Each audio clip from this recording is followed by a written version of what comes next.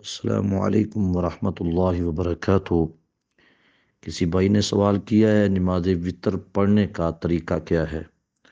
تو پیارے بھائیوں، وطر کی رکعات جو ہیں 1 سے لے کر 9 تک رسول اللہ صلی اللہ علیہ وآلہ وسلم سے ثابت ہیں۔ یہاں پر چونکہ صرف طریقہ پوچھا گیا ہے تو میں طریقہ ہی بتاؤں گا۔ وطر کی آپ 1 رکعت پڑھیں یا 3 رکعت پڑھیں۔ اگر 1 رکعت پڑھیں گے تو اس میں تو ظاہر ہے کہ آپ پہلے تکبیر تحریمہ کہہ کر ثنا پڑھیں گے، ثنا کے بعد تعوذ، تسمیہ، پھر فاتحہ، پھر بسم اللہ پڑھ کر کوئی چھوٹی سورت پڑھیں گے یا قرآن مجید کا کچھ حصہ جو آپ کو آتا ہے وہ پڑھیں گے۔ بہتر یہ ہوگا کہ سورۃ الاخلاص جو ہے وہ وہاں پر تلاوت کی جائے، اور اس کے بعد رکوع سے پہلے ہی، یعنی کہ آپ نے سورت مکمل کر لی فاتحہ کے بعد، تو رکوع سے پہلے ہی آپ دعائے وطر جو ہے، دعائے قنوت جو ہے وہ پڑھیں گے، کیونکہ نبی صلی اللہ علیہ وآلہ وسلم کے بارے میں حضرت ابی بن کعب رضی اللہ تعالی عنہ سے مروی ہے، اور یہ حدیث ابن ماجہ میں موجود ہے، بالکل صحیح حدیث ہے، اس میں کوئی کسی قسم کا تردد نہیں ہے۔ اور فرماتے ہیں کہ بے شک رسول اللہ صلی اللہ علیہ وسلم وطر پڑھتے تو رکوع سے پہلے قنوت کرتے۔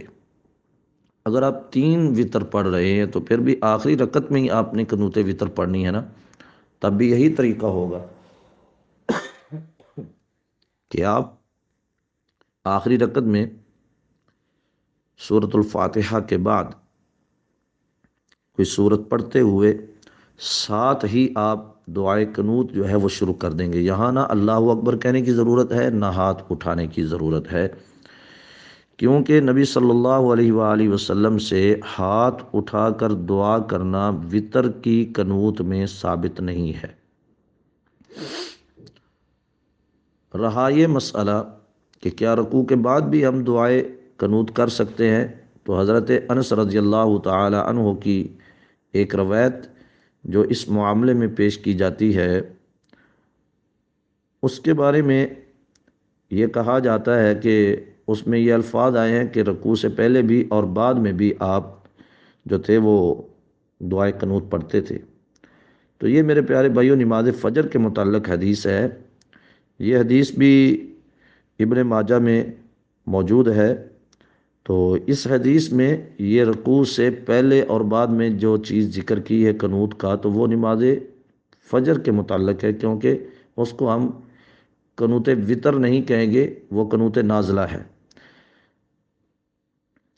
لیکن رکوع کے بعد جو ہے قنوت کرنا خلفائے اربعہ سے، یعنی حضرت ابوبکر صدیق، حضرت عمر، حضرت عثمان، حضرت علی رضوان اللہ علیہ مجمعین سے یہ ثابت ہے۔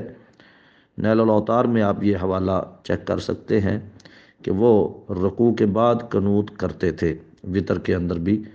تو اس لیے یعنی کہ رکوع کے بعد کرنا بھی ثابت ہے، کیونکہ رسول اللہ صلی اللہ علیہ وسلم نے فرمایا کہ علیکم بسنتی و سنت الخلفاء الراشدین المہدیین، کہ میری سنت اور میرے خلفاء کی جو کہ ہدایت یافتہ ہے ان کے طریقے کو لازم پکڑو۔ تو اس لیے اس حدیث کے تحت ہم خلفاء اربعہ کے اس عمل کو یعنی کہ صحیح مانیں گے اور صحیح کہیں گے، کیونکہ وہ بھی رسول اللہ صلی اللہ علیہ وسلم کے پڑھائے ہوئے آپ کے شاگرد خاص تھے۔ تو رکوع سے پہلے آپ وطر کی دعا پڑھنا چاہیں تو پہلے پڑھ لیں، بعد میں پڑھنا چاہیں تو بعد میں پڑھ لیں۔ اس کے لیے علیحدہ سے تکبیر کہنا اور ہاتھ اٹھانا یہ سنت سے یا صحابہ کرام رضوان اللہ علیہ مجمعین کے تمام صحابہ سے یہ ثابت نہیں ہے۔ البتہ حضرت عبداللہ ابن مسعود رضی اللہ تعالی عنہ کے عمل سے ہاتھ اٹھانا ثابت ہے، جیسا کہ جز رفع الیدین میں امام بخاری رحمۃ اللہ علیہ نے اس بات کا تذکرہ کیا ہے کہ قنوت وطر میں بھی حضرت عبداللہ ابن مسعود رضی اللہ تعالی عنہ ہاتھ اٹھایا کرتے تھے، ہاتھ اٹھا کر دعا کر لیا کرتے تھے۔ میں اگر اس مسئلے میں وضاحت کروں تو میرے پیارے بھائیوں، یہ ایک دعا کا طریقہ ہے۔ اگر آپ اس طرح یعنی کہ ہاتھ اٹھا لیں تو اتنا کوئی اس میں لے دے بھی نہیں کرنی چاہیے اور اتنے زیادہ اس میں فتوے بھی نہیں لگانے چاہیے۔ البتہ افضل اور اسلم عمل اور بہتر عمل رسول اللہ صلی اللہ علیہ وسلم کا یہ ہے کہ آپ نہ بھی ہاتھ اٹھائیں، نہ ہاتھ اٹھائیں تو یہ سنت کے زیادہ قریب ہے، اور اگر آپ اٹھا لیں تو یہ ایک صحابی سے ثابت ہے، تو ظاہر ہے صحابی اگر کوئی عمل کر رہا ہے تو ایسے عمل نہیں کر رہا۔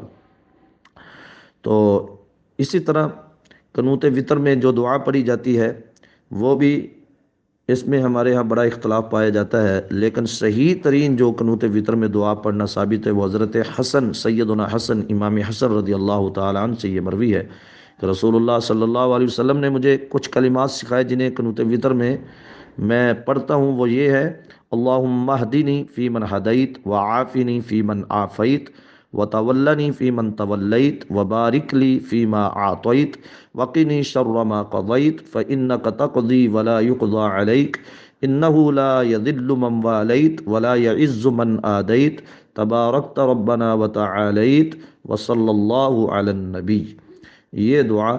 اور اسی طرح حضرت علی رضی اللہ تعالیٰ عنہ سے یہ حدیث مروی ہے کہ رسول اللہ صلی اللہ علیہ وسلم اپنے وطر کے آخر میں یہ دعا پڑھتے، یعنی کہ وطر میں یہ دعا پڑھتے: اللہم انی اعوذ برضاک من سخطک وبمعافاتک من عقوبتک اعوذ بک منک لا احصی ثناء علیک انت کما اثنیت علی نفسک۔ تو یہ احادیث سے ثابت ہیں دعائیں، اس کے علاوہ کوئی اور ثابت نہیں ہے۔ جب آپ سلام پھیریں گے وطر کا، سلام پھیرنے کے بعد آپ 3 مرتبہ یہ کہیں گے سبحان الملک القدوس، یہ کہنا رسول اللہ صلی اللہ علیہ وسلم سے ثابت ہے۔ 2 مرتبہ آہستہ آواز سے، اور تیسری مرتبہ ذرا کھینچ کر سبحان الملک القدوس، اور ایک روایت میں آخر میں یہ کہنا بھی ثابت ہے رب الملائکۃ والروح۔ اس طرح جو 3 رکعت وطر ہے، اگر 9 رکعت کوئی آدمی وطر پڑھے گا تو اس کے اندر 2 تشہد ثابت ہیں کہ وہ 8ویں رکعت میں بھی تشہد کرے گا اور 9ویں رکعت میں بھی تشہد کرے گا، 2 تشہد ثابت ہیں۔ اس کے علاوہ اگر کوئی شخص 7 وطر پڑھتا ہے، 5 وطر پڑھتا ہے یا 3 وطر پڑھتا ہے تو وہ صرف لاسٹ والی آخری رکعت میں ہی تشہد کرے گا، کسی اور رکعت میں کوئی تشہد وغیرہ نہیں بیٹھے گا۔ اور یہ تمام کی تمام باتیں الحمدللہ صحیح احادیث سے مروی اور ثابت ہیں۔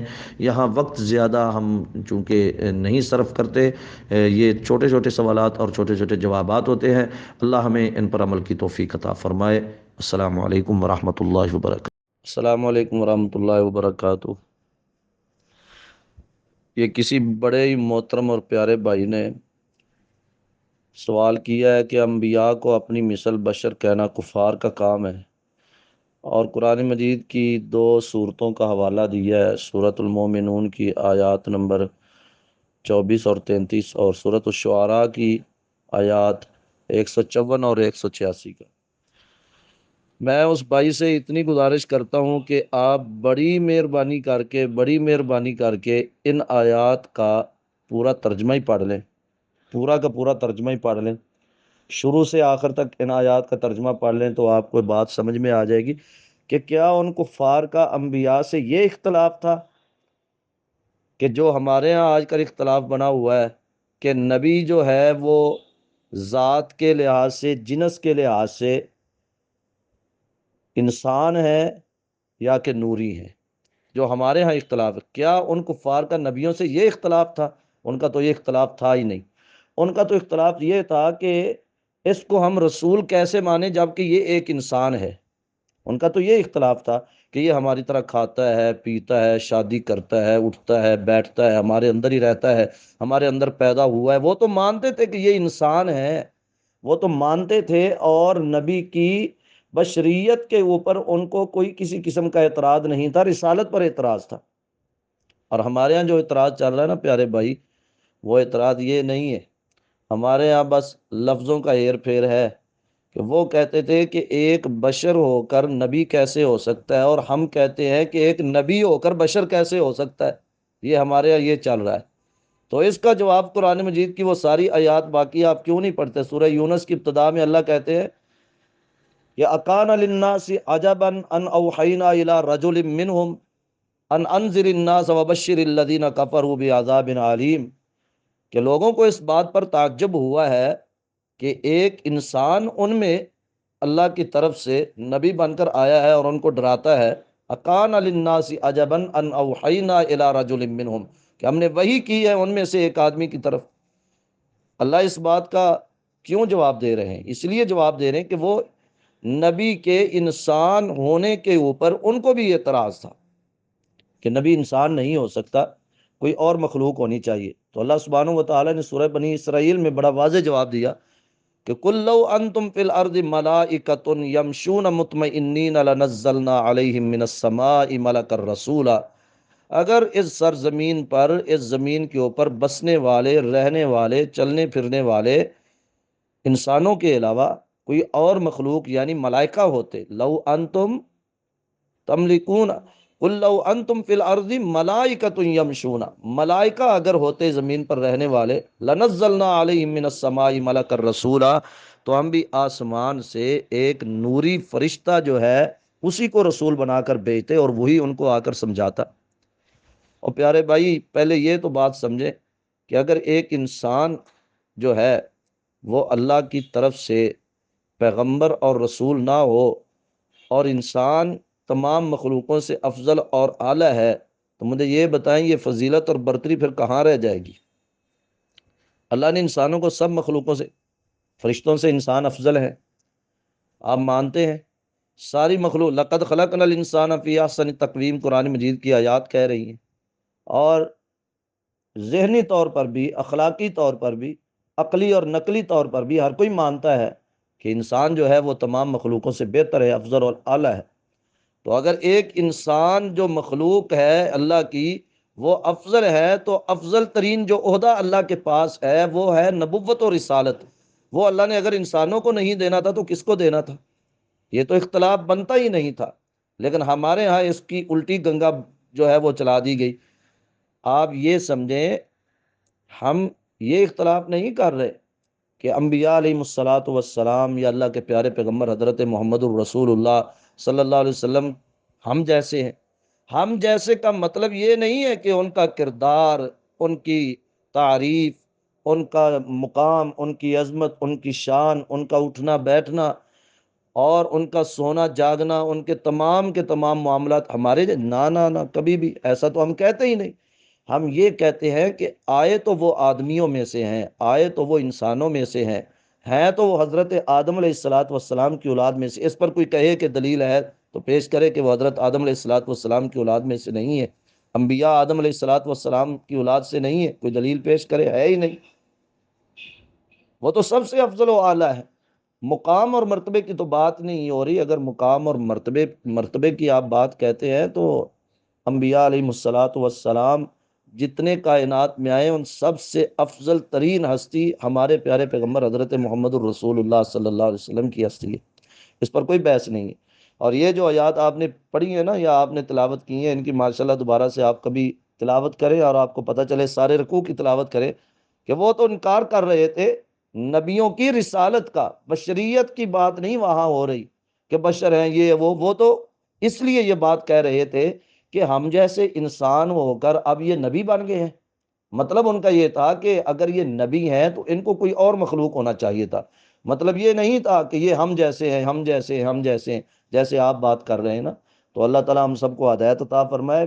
بات کو سمجھنا چاہیے، قرآن مجید کی آپ ساری کی ساری آیات جو ہیں وہ پڑھیں، جہاں جہاں یہ بشر، آدمی کے لیے لفظ رجل استعمال ہوا ہے، بشر استعمال ہوا ہے، تو ان آیات کی آپ قرآن مجید میں یا انسان کا لفظ استعمال ہوا ہے، ان آیات کی آپ تلاوت کیجئے، آپ کو انشاءاللہ مسئلہ سمجھ میں آ جائے گا۔ اور اس بحث میں کبھی نہ پڑھیں آپ۔ ویسے جو صفت کے لحاظ سے نا نبی علیہ الصلاۃ والسلام کی ذات ہے، صفت کے لحاظ سے آپ نور ہیں، ہم مانتے ہیں صفت کے لحاظ سے، یعنی کہ یہ آپ کی صفت ہے، یہ آپ کی خوبی ہے، آپ کی وجہ سے اللہ سبحانہ و تعالیٰ نے یہ سارے کے سارے اندھیرے جو یہ ختم کیے ہیں، اس میں کوئی اختلاف نہیں ہے، اللہ نے آپ کو نور بنا کر بھیجا ہے۔ لیکن جنس کے لحاظ سے ہمارے ہاں یہ اختلاف چل رہا ہے، اللہ نے آپ کو آدمیوں میں سے پیدا کیا ہے، باقی آپ کا مقام اور مرتبہ جو ہے اس کے بارے میں تو ہم بات کر ہی نہیں سکتے۔ اتنا مقام، اتنا مرتبہ، ورفعنا لک ذکرک، اگر ہم یہ نہ مانیں، اگر مقام آپ کا نہ مانے تو پھر تو ہم دائرہ اسلام سے خارج ہو جائیں گے۔ لیکن اگر قرآن کی آیات کا لوگ انکار کر رہے ہیں کہ اللہ کہتے ہیں کہ قل انما انا بشر مثلکم، اے پیغمبر کہہ دیجئے کہ در حقیقت میں تو تمہارے جیسا انسانوں میں سے ایک انسان ہوں، یوحا الیہ، فرق یہ ہے کہ اللہ نے مجھے اپنا پیغمبر بنایا ہے، میری طرف وحی کی جاتی ہے، اور وہی کیا کی جاتی ہے، انما الہکم الہ واحد، کہ در حقیقت تمہارا الہ بھی ایک ہی الہ ہے۔ تو یہ بات سمجھنے والی ہے، اللہ سمجھ عطا فرمائے، واللہ اعلم۔ السلام علیکم ورحمۃ اللہ وبرکاتہ۔ سوال پوچھا گیا ہے کہ زمین کس چیز پر کھڑی ہے، گائے پر کھڑی ہے یا پانی پر؟ کیونکہ کچھ لوگ کہتے ہیں کہ گائے جب سینگ ہلاتی ہے تو زلزلہ آتا ہے۔ اللہ اکبر۔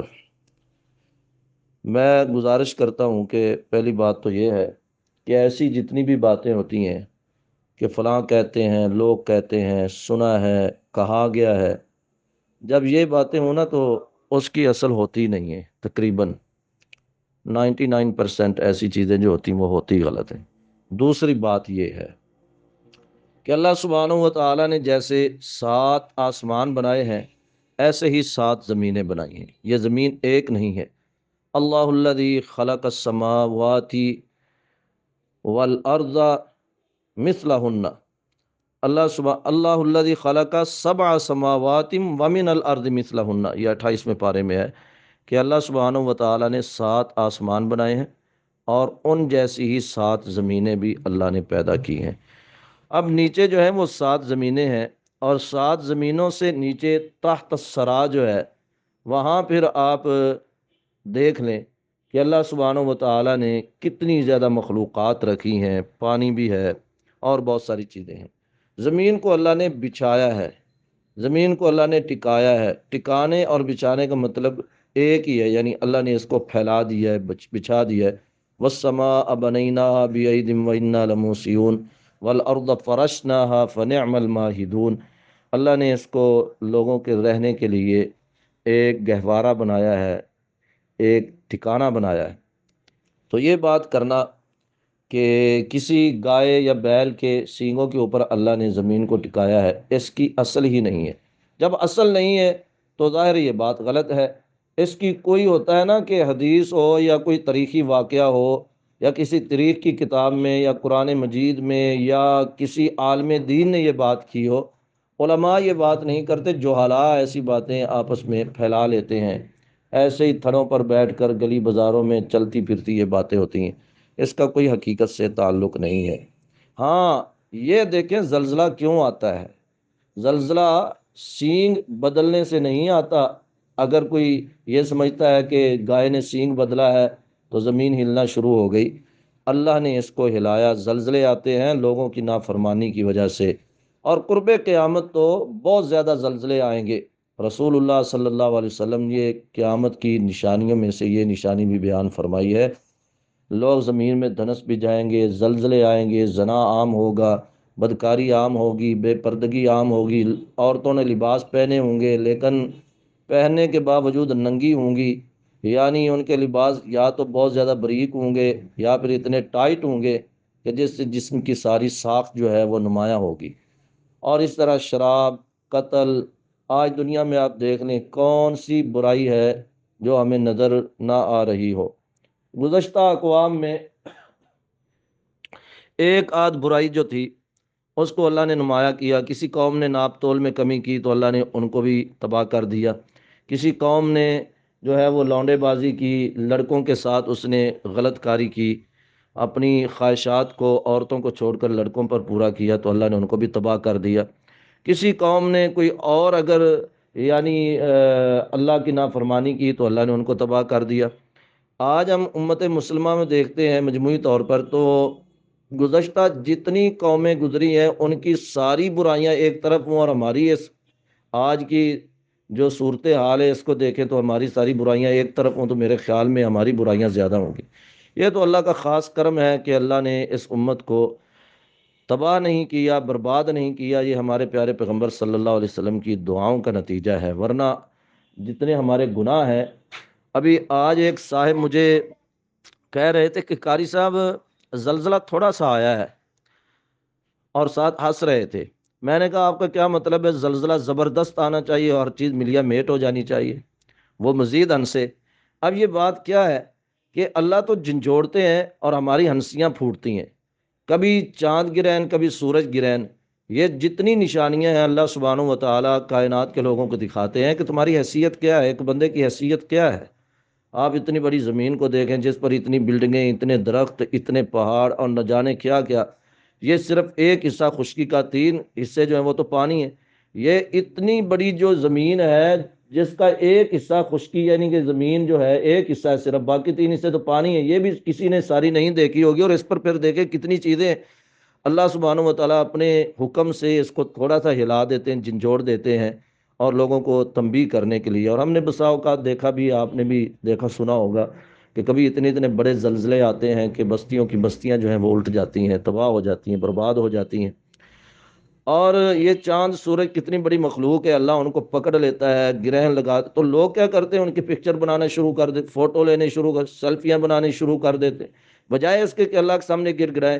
ہم نے پیچھے دیکھا، آج سے 5 7 10 سال 20 سال پیچھے آپ چلے جائیں، اب اگر کبھی کوئی چاند گرہن یا سورج گرہن والا معاملہ ہوتا تھا تو لوگ، ہم نے وہ بھی مسجدوں میں آتے دیکھے جو کبھی مسجد میں داخل نہیں ہوئے تھے، نشیوں کو، ہم نے چرسیوں کو، شرابیوں کو، بڑے بڑے بدکار لوگوں کو اس ٹائم مسجد میں روتے گر گراتے دیکھا۔ لوگ صدقہ خیرات کرتے، نفل نوافل پڑھتے، قرآن کی تلاوت کرتے، اور نماز پڑھی جاتی جو چاند گرہن اور سورج گرہن کی خاص نماز ہے، لیکن آج وہ چیزیں نظر نہیں آتی ہیں۔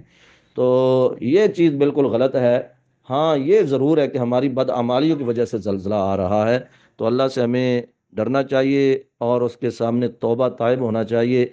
یہ میں نے جو محسوس کیا ہے، یہ جو حالیہ زلزلہ کل آیا ہے، آج میں نے خبر پڑھی صبح صبح اخبار میں، تو میں بڑا ہی حیران ہو گیا۔ میں تب قرآن مجید کی تلاوت کر رہا تھا، اخبار آیا تو میں نے اخبار اٹھا کر سائڈ پہ رکھ دیا۔ اٹھاتے اٹھاتے میں نے نظر ماری تو سعودی عرب میں ریاض شہر کے پاس ایک بہت بڑا انہوں نے میوزک شو کیا ہے، بہت بڑا میوزک شو۔ یہ اب دیکھیں یہ قیامت کی نشانیاں ہیں۔ اب اگر اللہ کی طرف سے تنبیہ نہ آئے، اللہ کی طرف سے پھر زلزلے نہ آئے تو اور کیا ہو۔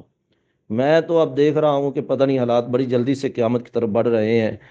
ہم کم علم لوگ ہیں لیکن یہ چیزیں بہت ساری دیکھنے میں آ رہی ہیں، ان کو دیکھتے ہوئے خوف ہے، اور اس بات کا خطرہ ہے کہ کہیں اسی صدی میں ہی اللہ کی طرف سے قیامت نہ آ جائے۔ یہ ہم ایک خوف اور خدشے کا اظہار کر رہے ہیں، ورنہ حتمی علم تو اللہ کے پاس ہے نا۔ جیسے ہمارے حالات تیزی کے ساتھ بدل رہے ہیں، تو اللہ سے ہمیشہ ڈرتے رہنا چاہیے، اور اس قسم کی غلط باتوں پر کان نہیں دھرنا چاہیے جن کی کوئی اصل نہیں ہے۔ اللہ ہمیں صحیح سمجھ عطا فرمائے، آمین۔ السلام علیکم ورحمۃ اللہ وبرکاتہ۔ اما بعد، قد قال الله تبارك وتعالى: لقد كان لكم في رسول الله أسوة حسنة لمن كان يرجو الله واليوم الآخر وذكر الله كثيرا۔ اللہ سبحانہ و تعالیٰ نے ارشاد فرمایا: اہل ایمان، اے ساری کائنات کے لوگوں، تمہیں چاہیے کہ اپنے ہر کام میں رسول اللہ صلی اللہ علیہ وآلہ وسلم کی سنت، آپ کے اسوہ کامل، آپ کے بہترین نمونہ کو، آپ کی بہترین زندگی کو اپنے لیے اپنا لو۔ وہی تمہارے لیے بہترین نمونہ ہے۔ جیسا نمونہ آپ نے پیش کیا ہے، جیسے آپ نے زندگی گزاری ہے، ویسے اپنی زندگی گزارو۔ یہاں پر اس صاحب نے سوال کیا ہے کہ اگر امام کے ٹخنوں پر شلوار ہو تو کیا امام اور مقتدیوں کی نماز ہو جائے گی؟ اصل میں سوال تھوڑا سا محدود کیا گیا ہے، صرف شلوار ہی کوئی نہیں پہنتا، لنگی، پجامہ، پینٹ، شلوار، چادر، کچھ بھی کپڑا ہو، کوئی بھی کپڑا ہو جو بھی انسان تہبند کے طور پر، سطر کو ڈھانپنے کے طور پر پہنتا ہے، یا کوئی ایسی بڑی قمیص یا ایسا کوئی جبہ جو اوپر سے پہنتے ہیں اور وہ ٹخنوں سے نیچے تک ہو، ان تمام کے بارے میں آپ کو بتانا یہ چاہتا ہوں۔ اگر تو یہ صرف نماز کی حالت کی بات کی گئی ہے تو یہ بھی ایک مبالغہ ہے۔ اتنا مبالغہ اور اتنی شدت ہے پوچھنے والوں میں اور کرنے والوں میں۔ میں یہ جس نے پوچھا اس کو نہیں کہہ رہا، عمومی جرنل بات کہہ رہا ہوں۔ پوچھنے والوں میں اور کرنے والوں میں یہ اتنی شدت پائی جاتی ہے کہ جب نماز کے لیے آئے پینٹ کو فولڈ کر لیا، حالانکہ نماز کے اندر کپڑوں کو فولڈ نہیں کرنا چاہیے۔ اب نماز پڑھنی جی، فولڈ کر لے۔ یا تھوڑا سا اوپر اٹھا لیں، یہ کر لیں وہ کر لیں، اس سے نماز نہیں ہوتی۔ حالانکہ وہ چیزیں کہ جن سے وضو ٹوٹتا ہے یا نماز ٹوٹ جاتی ہے، اس کا اس چیز کے ساتھ کوئی تعلق نہیں ہے کہ شلوار یا کپڑا جو ہے وہ ٹخنوں سے نیچے ہو، یا کوئی بھی کپڑا وہ ٹخنوں سے نیچے ہو تو نماز نہیں ہوگی۔ یہ کسی بھی محدث نے، کسی فقیہ نے، نہ تو فقہ کی کتاب میں اور نہ حدیث کی کتاب میں اور نہ کسی شارح حدیث نے شرح میں ایسی کسی بات کا تذکرہ کیا ہے۔ جو حدیث اس بارے میں بیان کی جاتی ہے وہ انتہائی ضعیف، کمزور، بلکہ موضوع تک جاتی ہے، اور اس حدیث سے استدلال کرنا کبھی بھی جائز نہیں۔ بڑے علماء کبھی بھی اس سے استدلال نہیں کرتے، یہ سنی سنائی بات ہے، جیسے عموماً ہمارے ہاں سنی سنائی باتیں مشہور ہو جاتی ہیں۔ تو بہر کیف اب رہا یہ مسئلہ کہ صرف نماز کی حد تک ہی کیا یہ درست ہے کہ شلوار کو، کپڑوں کو ٹخنوں سے اوپر رکھا جائے؟ پیارے بھائیو، اصل میں بات یہ کہ آپ بات سمجھیں کہ رسول اللہ صلی اللہ علیہ وآلہ وسلم نے ایسے شخص کے لیے کتنی وعید سنائی۔ فرمایا ما اسفل من الکعبین من الازار ففی النار، جس شخص کا بھی کپڑا ٹخنوں سے نیچے ہو تو وہ جہنم میں لے جائے گا، وہ حصہ جہنم کی طرف لے جائے گا۔ یعنی ایسا کپڑا پہننا جو ٹخنوں سے نیچے ہو تو یہ عمل جو ہے اس کو جہنم کی طرف لے جائے گا۔ کتنی بڑی وعید ہے، اور یہ ہر حالت میں ہے، ہر حالت میں۔ یہ صرف مخصوص نماز کے لیے، مسجد کے لیے نہیں ہے، ہر حالت میں۔ اگر کوئی مسلمان ہے جو رسول اللہ صلی اللہ علیہ وسلم کا کلمہ پڑھتا ہے تو وہ غور سے سنیں کہ اس پر اس کا کتنا عمل ہے۔ اب ایسا جہنمی لباس پہن کر نماز پڑھنا، کیا یہ درست ہوگا کہ ایسا لباس جس کو اللہ کے رسول صلی اللہ علیہ وسلم جہنم کی طرف لے جانے کا اشارہ فرما رہے ہیں، ایسے لباس میں انسان نماز پڑھے تو اللہ کو منظور ہوگی؟ اللہ پسند کریں گے؟ کبھی بھی اللہ پسند نہیں کریں گے۔ دوسری بات، اللہ کے نبی صلی اللہ علیہ وسلم نے فرمایا، جو سنن ابو داود میں ہے، کہ یہ نیچے کپڑا جو ٹخنوں سے نیچے ہوتا ہے نا، یہ تکبر کی علامت ہے، اور اللہ ایسے تکبر والے شخص کو پسند نہیں کرتا۔ ایسے شخص کو اللہ پسند نہیں کرتا تو اس کی نماز کو اللہ کیا پسند کرے گا؟ ایسے شخص کو اللہ پسند نہیں کرتا تو اس کی نماز کو اللہ کیسے پسند کرے گا؟ ذرا غور تو فرمائیں، کتنے بڑے الفاظ ہیں، اور اس میں بیسیوں احادیث ہیں، بہت سارے اللہ کے نبی صلی اللہ علیہ وسلم کے فرمان مبارک ہیں، اور آپ کی سنت مبارک ہے کہ آپ نے کبھی زندگی بھر اپنے کپڑے مبارک کو ٹخنوں سے نیچے آنے نہیں دیا، صحابہ نے نہیں آنے دیا، محدثین نے نہیں آنے دیا۔ جو اس میں ڈھیل دیتے ہیں اور یہ کہتے ہیں کہ تکبر سے نہ ہو تو کر لے، اصل چیز یہ کہ یہ کرنا ہی تکبر ہے، یہ نیچے لٹکانا ہی تکبر ہے۔ ایک آدمی کو آپ کہیں کہ شلوار ٹخنوں سے اوپر کر لو، رسول اللہ صلی اللہ علیہ وسلم نے فرمایا یہ تکبر کی علامت، وہ کہے کہ میں تکبر سے نہیں کر رہا۔ اچھا، اگر تکبر سے نہیں کر رہا تو پھر اوپر کر لو، اگر اوپر نہیں کر رہے ہو تو یہ تکبر ہی ہے نا۔ اگر مان رہے ہو پھر کوئی تکبر نہیں، جو مان جائے وہ تکبر نہیں کرتا۔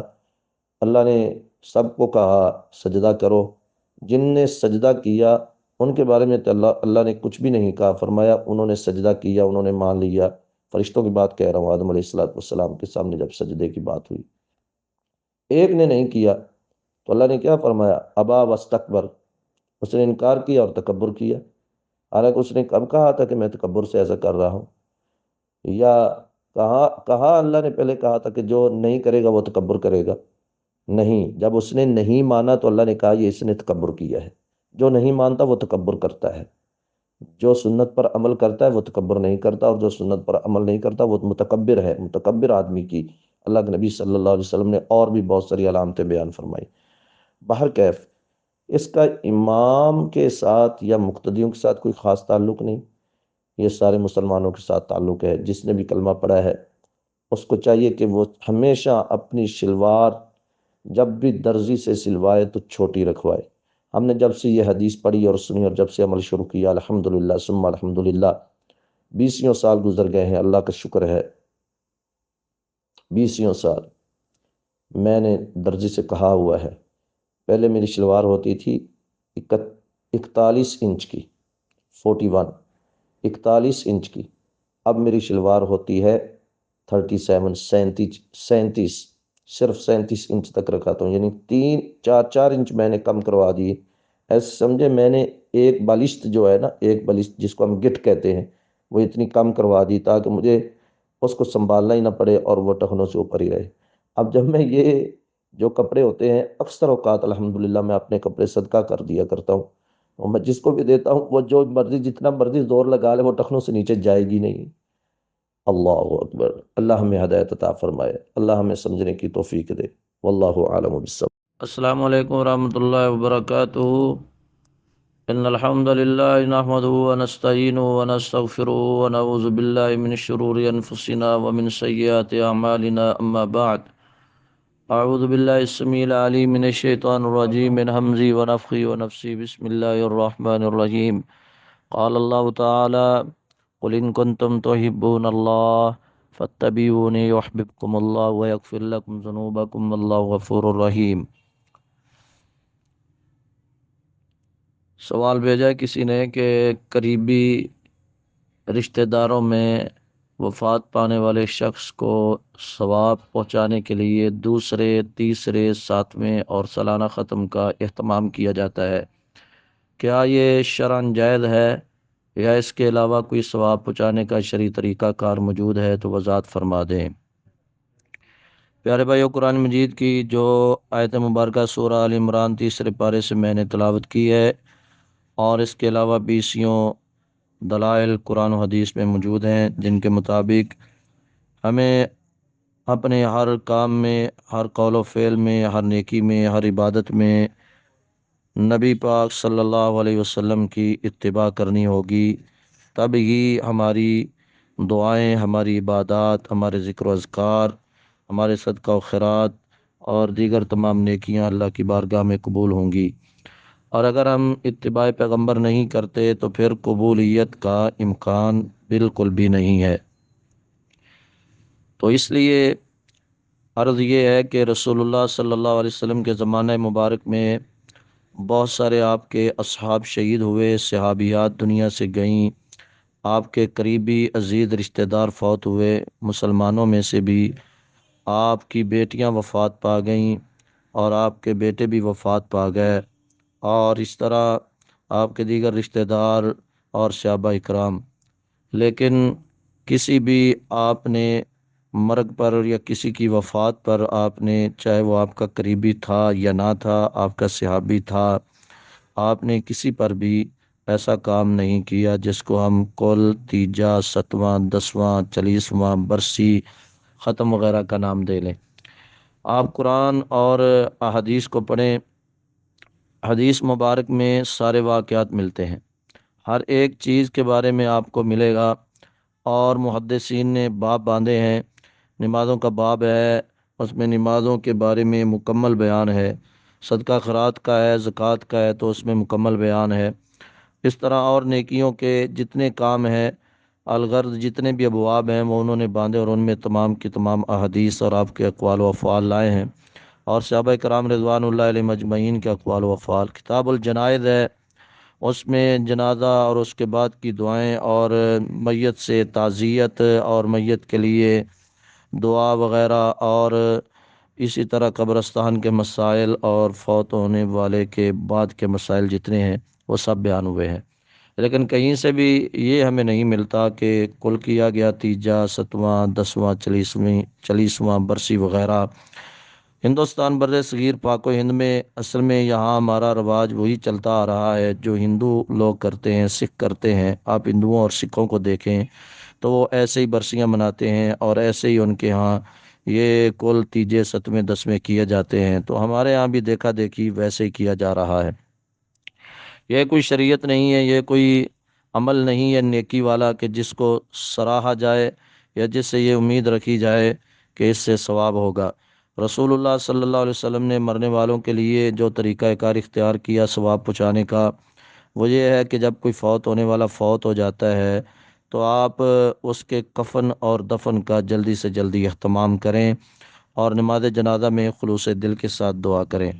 آپ نے فرمایا اذا صلیتم علی المیت فاخلصوا له الدعاء، جب تم میت پر نماز جنازہ پڑھو تو خلوص کے ساتھ دعائیں کرو، یہ ثواب ملتا ہے، پڑھنے والوں کو بھی ملتا ہے اور جس کے لیے پڑھی جا رہی ہیں اس کو بھی ملتا ہے، یہ سال ثواب ہے۔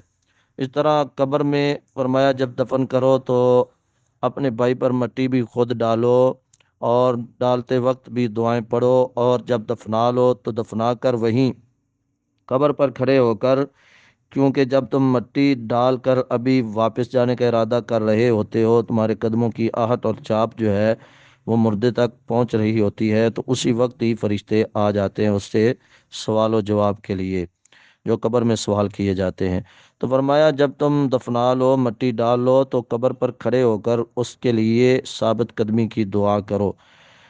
یثبت اللہ الذین آمنوا بالقول الثابت فی الحیات الدنیا وفی الآخرہ۔ اللہ نے قرآن مجید میں فرمایا کہ اللہ اہل ایمان کو دنیا آخرت میں ثابت قدمی عطا کرتا ہے۔ تو ثابت قدمی کی دعا جو ہے وہ قبر پر کی جائے گی، یہ بھی اصال ثواب ہے کہ ہم اس کے لیے دعا کر رہے ہیں۔ اللہم ثبتہ بالقول الثابت، یا اللہ اس کو قول ثابت لا الہ الا اللہ کلمہ توحید کے ساتھ ثابت رکھنا، ثابت قدم رکھنا، اس کے لیے قبر آسان کر دینا، قبر کے سوال آسان کر دینا۔ اللہم اعوذ من عذاب القبر ومن عذاب النار۔ یہ ساری دعائیں کیا ہیں؟ یہ اس کے لیے دعائیں پڑھی جاتی کی جاتی ہیں۔ پھر رسول اللہ صلی اللہ علیہ وسلم نے فرمایا کہ اپنی دعاؤں میں یہ دعائیں شامل کرو، جب تم نماز پڑھتے ہو نماز کے اندر بھی یہ دعائیں پڑھو اور اپنی دعاؤں میں بھی شامل کرو۔ رب اجعلنی مقیم الصلاۃ ومن ذریتی ربنا وتقبل دعا ربنا اغفر لی ولوالدی وللمؤمنین یوم یقوم الحساب۔ اس میں تمام فوت شدگان کے لیے، اپنے لیے، والدین کے لیے اصال ثواب کی دعا آ جاتی ہے۔ اور اسی طرح اللہم انی اعوذ بک من عذاب القبر واعوذ بک من عذاب جہنم واعوذ بک من فتنۃ المسیح الدجال واعوذ بک من فتنۃ المحیا والممات اللہم انی اعوذ بک من الماثم والمغرم، اور بہت ساری دعائیں۔ اور اسی طرح اللہ کے نبی صلی اللہ علیہ وسلم نے فرمایا اذا مات الانسان انقطع عمله الا من ثلاث الا من صدقۃ جاریہ او علم ينتفع به الناس او ولد صالح يدعو له۔ آپ نے فرمایا جب انسان فوت ہو جاتا ہے تو اس کے تمام اعمال بھی منقطع ہو جاتے ہیں سوائے 3 اعمال کے، صدقہ جاریہ، جو انسان نے دنیا میں کوئی کام نیکی کا کیا ہو، جب تک وہ نیکی کا کام باقی رہتا ہے تو فوت ہونے والے کو ثواب ملتا رہتا ہے۔ اگر وہ کسی بات کی وصیت کر کے گیا ہے کہ میرے جانے کے بعد نیکی کا یہ کام کر دینا، مسجد بنوا دینا، مدرسہ بنوا دینا، یا کہیں سرائے خانہ تعمیر کروا دینا، مسافر خانہ، یا کہیں کوئی جناب پانی کا اہتمام کر دینا، یا کوئی اور نیکی کام وہ کام کہہ کے گیا ہے تو اس کی طرف سے وہ کام کر دینا چاہیے، اس کو ثواب ملتا رہے گا۔ اس طرح اولاد نیک ہو تو اولاد کی ہر نیکی میں سے والدین کو اور اس کے جو بھی اوپر عزیز و اقارب دادا نانے اور نانیاں اور دادیاں اس طرح جو ہے ان کو بھی ثواب ملتا رہتا ہے۔ او ولد صالح یدعو له، اس کے لیے دعا کرے، نیکی کرے تو اللہ اس کو ثواب دیتا ہے۔ او علم ينتفع به الناس، یا ایسا علم جس سے دین و دنیا کو فائدہ ہو، لوگوں کو دین کا علم جو ہے خصوصی طور پر ایسے علوم جن سے لوگ فائدہ حاصل کریں اور اس سے ملک و قوم کے لیے، ملت کے لیے، دین کے لیے فائدہ مند بن جائیں، تو ایسے علوم جو ہیں، ایسی کتابیں جو ہیں وہ بھی انسان کے لیے اصال ثواب کا کام دیتی ہیں۔ تو بہر کیف القصہ مختصر احادیث میں یہ باتیں ساری واضح ہیں اور ان کی وضاحت ملتی ہے، اور جو ہمارے ہاں کیا جاتا ہے یہ تمام کی تمام باتیں نہیں ملتی، اور جو نہیں ملتی ان کو شد و مد سے کر رہے ہیں، جبکہ رسول اللہ صلی اللہ علیہ وسلم نے فرمایا کہ من احدث فی امرنا ھذا ما لیس منہ فہو رد۔ جس کام کا ثبوت ہم سے نہیں ملتا، جو کام ہماری طرف سے ثابت نہیں ہے تو وہ مردود ہے، وہ رد کیا ہوا ہے۔ جو رد کیے ہوئے کام ہیں ان کو ہم شد و مد سے کر رہے ہیں، اور جن کاموں کے بارے میں آیا ان کی طرف کوئی دھیان نہیں دیتا۔ اللہ کتاب و سنت پر عمل پیرا ہونے کی توفیق عطا فرمائے، آمین۔ ھذا ما عندی واللہ تعالی اعلم بالصواب۔ السلام علیکم ورحمۃ اللہ وبرکاتہ۔ پوچھا گیا ہے کہ کیا المدد یا رسول اللہ کہنا درست ہے یا شرک ہے؟ پیارے بھائیو، اللہ کی توفیق سے میں آپ کو اس پر 1-2 باتیں سمجھاتا ہوں، انشاءاللہ مجھے امید ہے کہ آپ کے سمجھ میں آ جائیں گی۔ ہم نماز ادا کرتے ہیں تو نماز ادا کرتے وقت ہر شخص جو سورۃ الفاتحہ پڑھتا ہے تو وہ سورۃ الفاتحہ میں یہ ضرور پڑھتا ہے ایاک نعبد و ایاک نستعین، اے اللہ ہم خاص تیری ہی عبادت کرتے ہیں اور خاص تجھ ہی سے مدد مانگتے ہیں۔ یہاں سے یہ مسئلہ خود بخود واضح ہوتا ہے کہ مدد کے لیے پکارنا صرف اور صرف اللہ سبحانہ و تعالی کی ذات کے لیے جائز ہے۔ یعنی اگر ہم اپنی مدد کے لیے کسی کو پکارتے ہیں، غائبانہ مدد کے لیے، ما فوق الاسباب مدد کے لیے، تو یہ کس کی شان ہے؟ یہ صرف اللہ سبحانہ و تعالی کی شان ہے۔ یعنی اللہ وہ ذات ہے جو ہر لحاظ سے، ہر وقت، ہر طرح سے انسان کی مدد کرنے پر قادر ہے۔ ان اللہ علی کل شیء قدیر، اور یہ اللہ کی صفت ہے۔ اللہ سوتا نہیں ہے، اللہ کو اونگ تک نہیں آتی، اللہ کو موت نہیں آئے گی۔ کل من علیہا فان ویبقى وجہ ربک ذو الجلال والاکرام، اللہ لا الہ الا هو الحی القیوم۔ باقی کسی کی یہ صفت نہیں ہے کہ اس کو نیند نہ آتی ہو۔ جو سو جائے وہ سویا ہوا ہے اور آپ مدد کے لیے ان کو پکار رہے ہیں، تو کیا وہ آپ کی مدد کے لیے پہنچے گا؟ اور جو دنیا سے چلا جائے، فوت ہو جائے، آپ ان کو مدد کے لیے پکاریں تو کیا وہ آپ کی مدد کو پہنچے گا؟ جیسے یہاں سوال میں یا رسول اللہ، مدد کا نعرہ جو ہے یہ لکھا گیا ہے کہ المدد یا رسول اللہ۔ اللہ کے نبی صلی اللہ علیہ وآلہ وسلم کو کہتا ہے، اے اللہ کے رسول، المدد، میری امداد کیجئے، میری مدد کیجئے، میں پھنس گیا ہوں، میں مشکلات میں گھرا ہوا ہوں۔ قرآن مجید کیا کہتا ہے؟ وَإِذَا سَأَلَكَ عِبَادِي، اور اے میرے محمد صلی اللہ علیہ وسلم، جب آپ سے پوچھیں میرے بندے، انی، میرے بارے میں، فَإِنِّي قریب، تو انہیں بتا دو میں بڑا ہی قریب ہوں۔ اجیب دعوت الداعی، اجیب، میں سنتا بھی ہوں، میں قبول بھی کرتا ہوں، دعوت الداعی، پکارنے والے کی پکار کو، بلانے والے کے بلاوے کو، دعا کرنے والے کی دعا کو۔ دعوت الداعی، جب بھی وہ مجھے پکارتا ہے، جب بھی وہ مجھے بلاتا ہے تو میں اس کے بلاوے پر آتا ہوں، یعنی اس کی مدد کو پہنچتا ہوں، میں اس کے کام آتا ہوں۔ اور یہاں سوال میں لکھا گیا المدد یا رسول اللہ، اے اللہ کے رسول میری مدد کو پہنچی۔ اللہ کہتے ہیں میں پہنچتا ہوں اور کوئی نہیں پہنچتا۔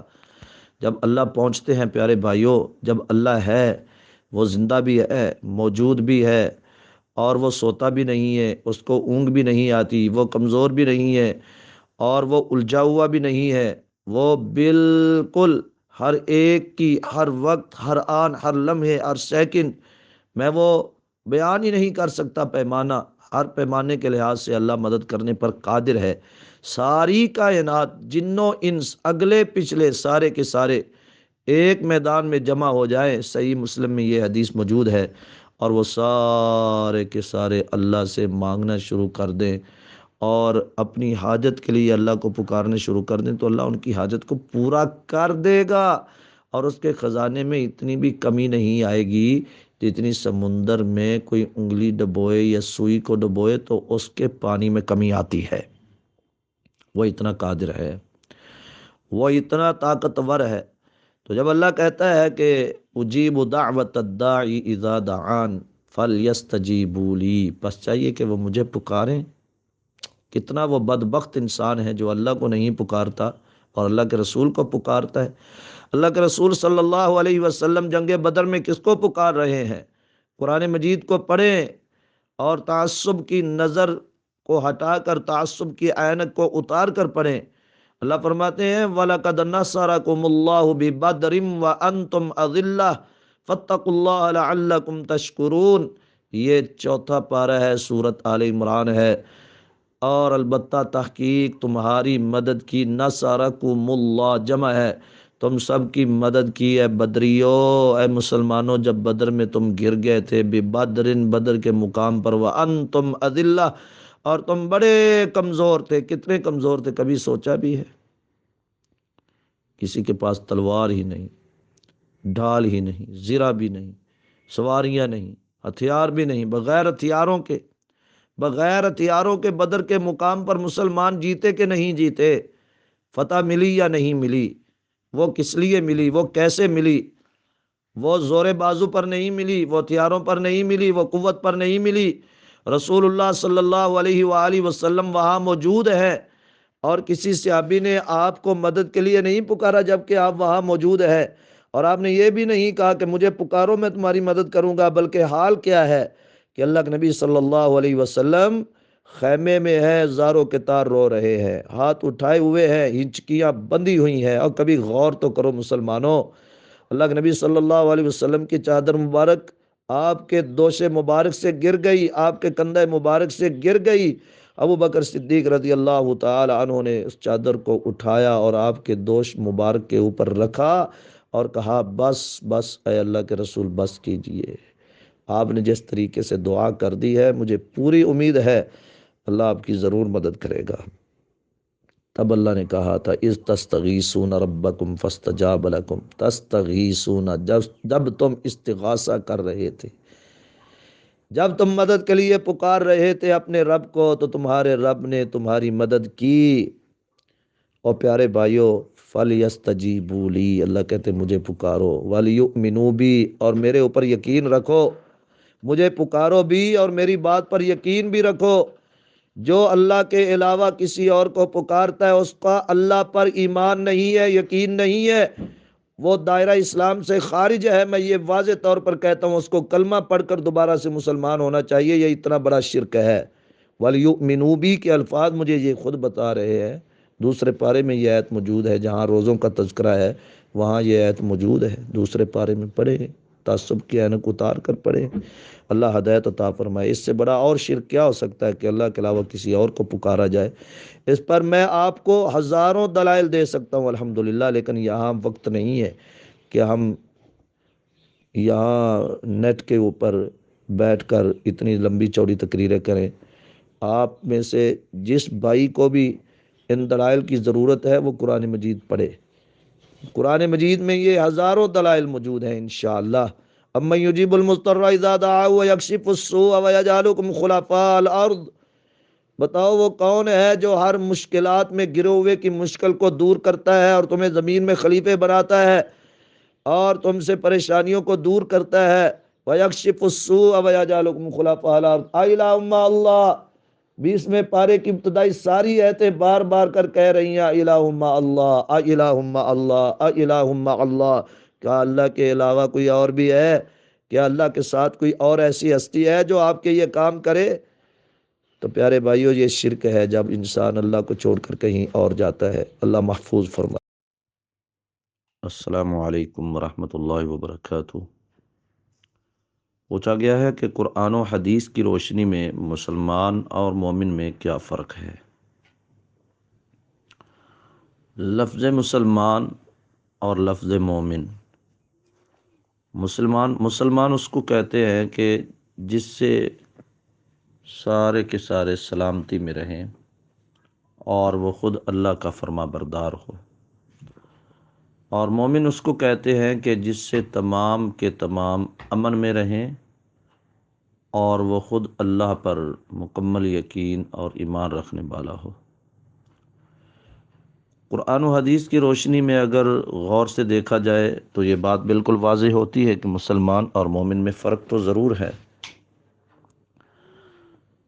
آپ اس کو ایسے بھی کہہ سکتے ہیں، ایسے بھی سمجھ سکتے ہیں کہ مسلمان اس کو کہتے ہیں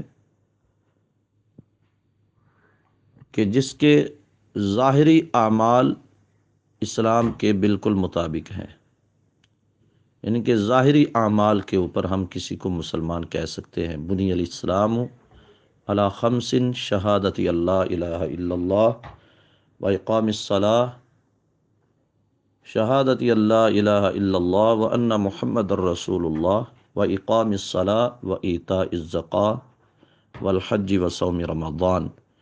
یہ اسلام کی بنیادی 5 چیزیں بتائی گئی ہیں، تو ان تمام کا ظاہر سے تعلق ہے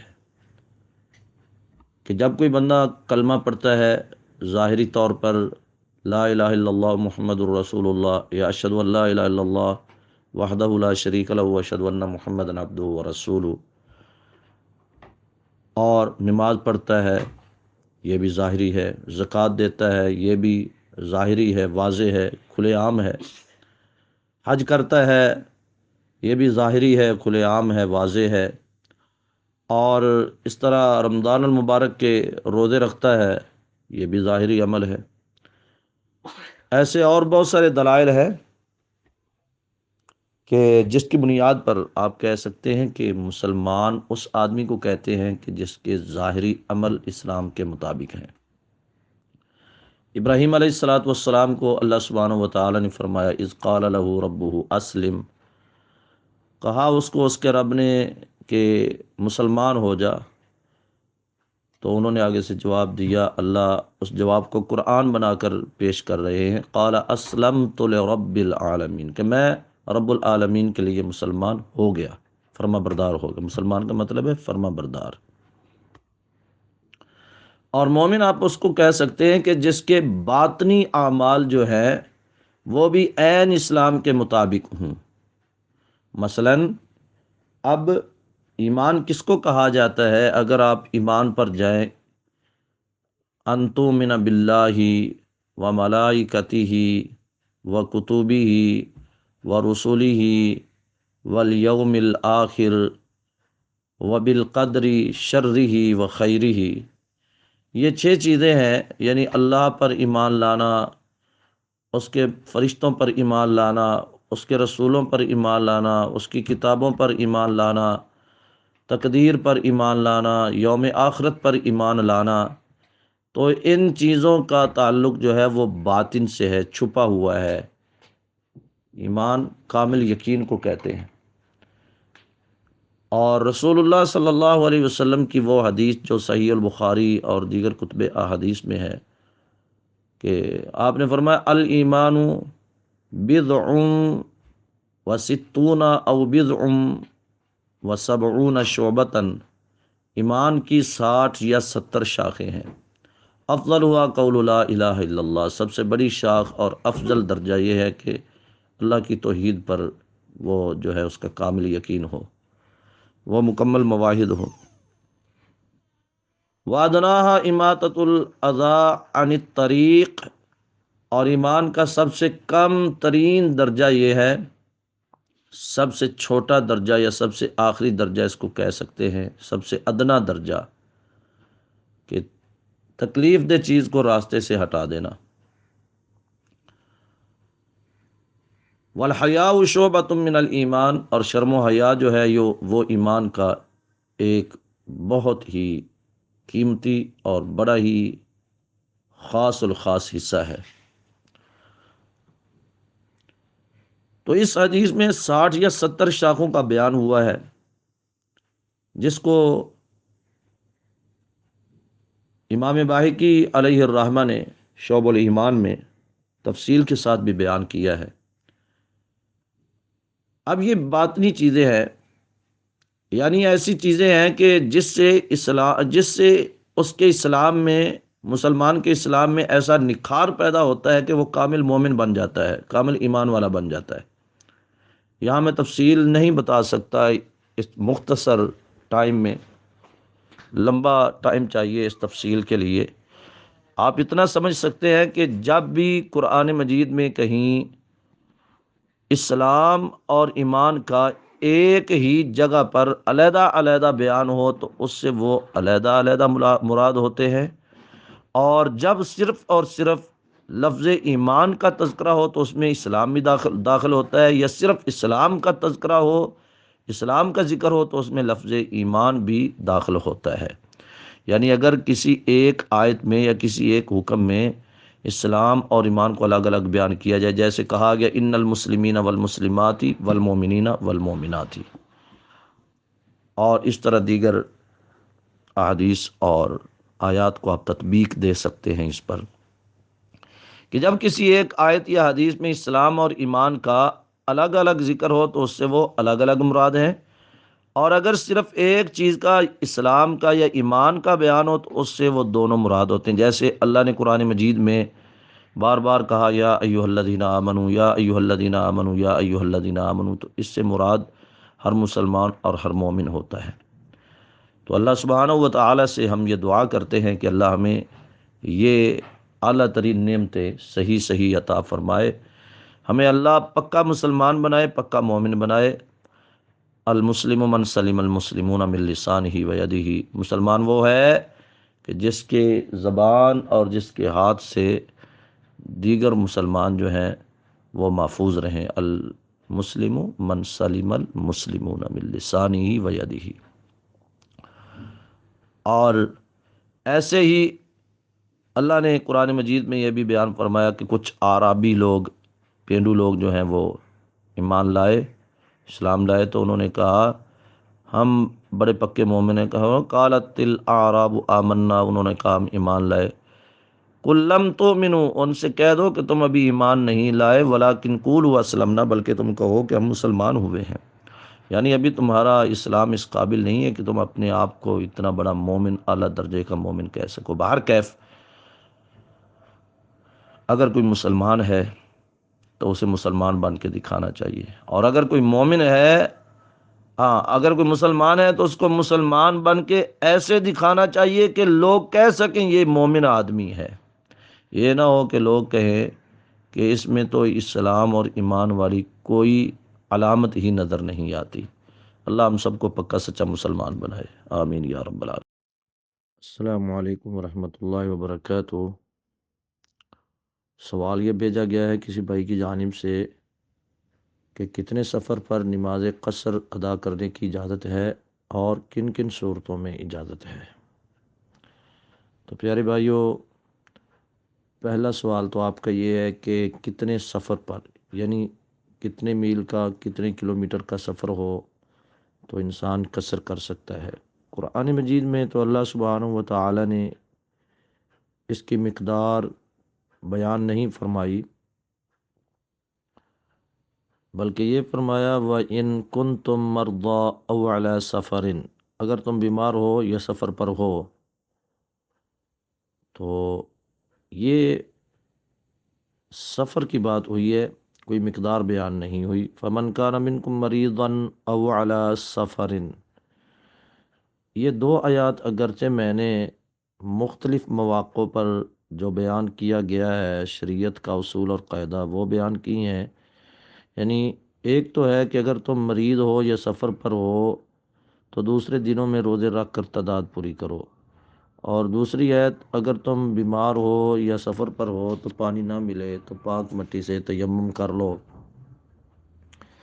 یہ چیزیں میں نے اس لیے اس دو آیات کا حوالہ دیا ہے کہ اس میں بھی سفر کی مقدار اور تعین نہیں کیا گیا کہ اتنا سفر ہو تو آپ جو ہیں وہ روزے جو ہیں وہ چھوڑ سکتے ہیں، یا اتنا سفر ہو یا اتنی بیماری ہو تو آپ جو ہے وہ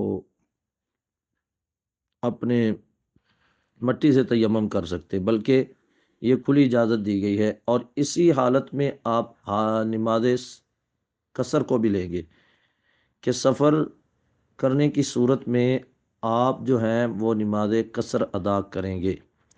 باقی رہا احادیث میں، تو احادیث بہت ساری اس بارے میں بیان کی جاتی ہیں۔ 3 فرسخ کا بھی ذکر آیا ہے، تو ایک فرسخ میں 3 میل ہوتے ہیں، تو اگر 3 فرسخ ہوں گے تو اس کا مطلب 9 میل ہوئے۔